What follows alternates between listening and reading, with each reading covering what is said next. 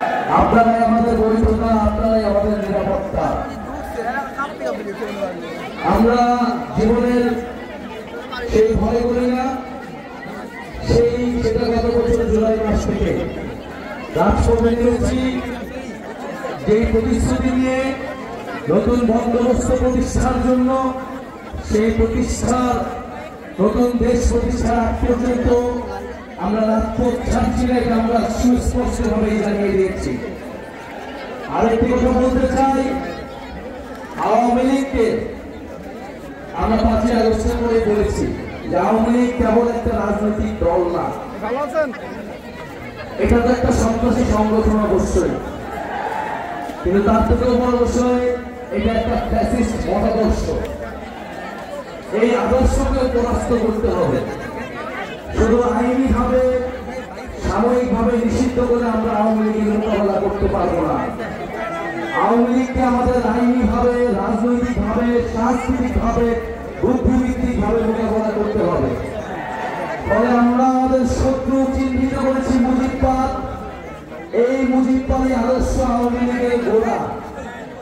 বাংলাদেশকে বিভাজিত করেছে, বাংলাদেশের মানুষদেরকে হত্যা করেছে, গুম খুন সবকিছু জায়েজ করেছে এই মুজিববাদী আদর্শের মাধ্যমে। আমরা এটাও বলেছি মুজিববাদ আর মুক্তিযুদ্ধ কিন্তু এক জিনিস না। ফলে আমাদের এই মুজিববাদীদের হাত থেকে আমাদের মুক্তিযুদ্ধকে রক্ষা করতে হবে, বাংলাদেশের জনগণকে রক্ষা করতে হবে, ভবিষ্যৎ প্রজন্মকে রক্ষা করতে হবে। যারা বাংলাদেশকে দিল্লির হাতে তুলে দিয়েছিল, বাংলাদেশকে তাবেদারি রাষ্ট্রে পরিণত করেছিল, তাদের হাত থেকে রক্ষা করে সার্বভৌম বাংলাদেশ প্রতিষ্ঠা করতে হবে। সেই লড়াই আমরা জানি রাজবাড়িবাসীকে আমরা পাশে পাবো।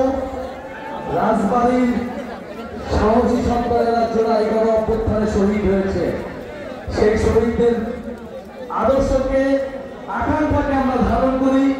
আমরা জানি আমাদেরকে পরাজিত করতে পারবে না, আমরা জানি আমাদের শত্রু মিত্রকে, আমাদের লক্ষ্য কি।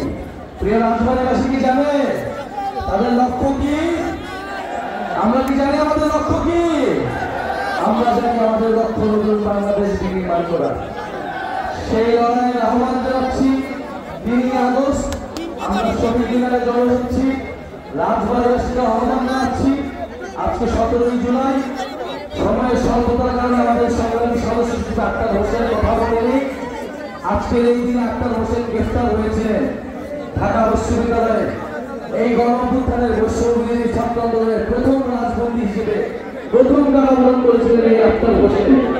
তার কারাবরণের মাধ্যমে আমরা অনুপ্রাণিত হয়েছিলাম, এই গণঅভ্যুত্থানে আমাদেরকে সাহস জুগিয়েছিল রাজপথে নামার।